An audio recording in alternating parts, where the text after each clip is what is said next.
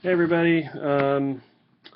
Well, this is a new one for me. I've never actually recorded a lecture and put it up on a YouTube video or on Blackboard, but as you guys know, because I sent the email, my mother's had a medical emergency, and so I had to go to London Monday afternoon, and I'll be back Friday. So I didn't want to cancel a week's worth of classes, and so what I'm going to do is I'm going to do these little 10-minute video lectures because I want to get us through the civic participation reading this week. I've also put up the first essay assignment, and so watch these video lectures, begin working on the first essay assignment beginning October 1st, which is next Tuesday. I want to move on to the Zukin readings, and so for October 1st, begin reading the Zukin readings. Let me just pick up where I left off on Thursday. So Thursday we were talking about the institution of citizenship and how it had over the years prior to the formation of the American political system, the idea of citizenship had been something that had been an idea that carried with it this notion that it was granted to a limited number of people who could essentially take on the responsibilities of citizenship, but that and that the American political system initially envisioned citizenship in the same way. That is something that was granted to a very limited number of people.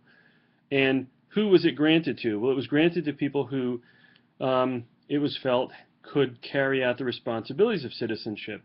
People who could take care of the political system, take care of the economy, take care of the nation, make sure the nation was kept stable.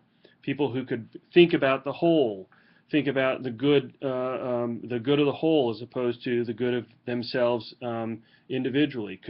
Could see a big picture as opposed to see something that they needed immediately without concern for how it would affect the larger whole. So the idea that in some ways the more mature people, the people who could take care of something bigger.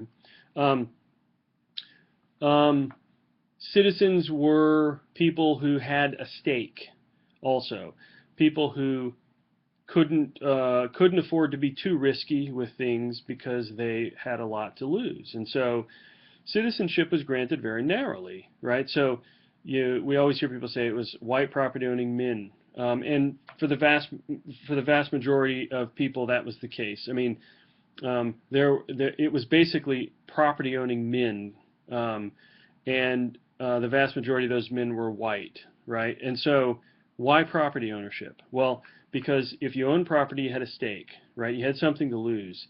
If you owned property and could keep it, you probably knew how to take care of something. You knew how to look out for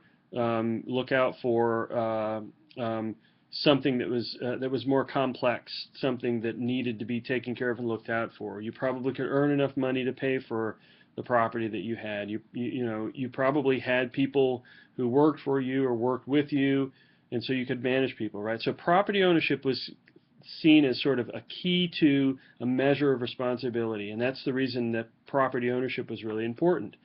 But as we mentioned, the idea of citizenship that existed at that time and existed in the early part of the country conflicted with the idea of citizenship as defined in the Declaration of Independence and the U.S. Constitution.